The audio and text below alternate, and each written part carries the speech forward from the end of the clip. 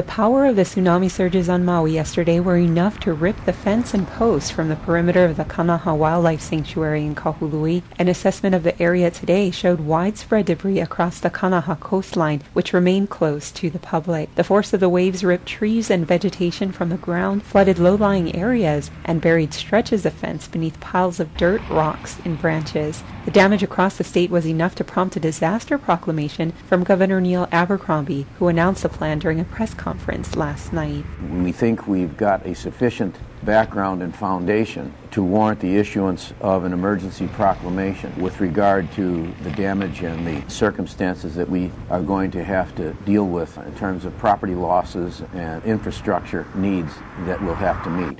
The emergency proclamation enables us to maximize our opportunity to get federal assistance and other such assistance as might not otherwise be available. You have to meet certain thresholds of expenditures or probable expenditures. We have, as a result of the issuance of this proclamation, about 30 days to do that so that we can take our initial understandings of what might be involved and refine those figures and make certain that we're able to contact the people, the groups, the businesses, the property owners, etc., who are now adversely affected and get their input so that we can make a good case and make a case as quickly as possible.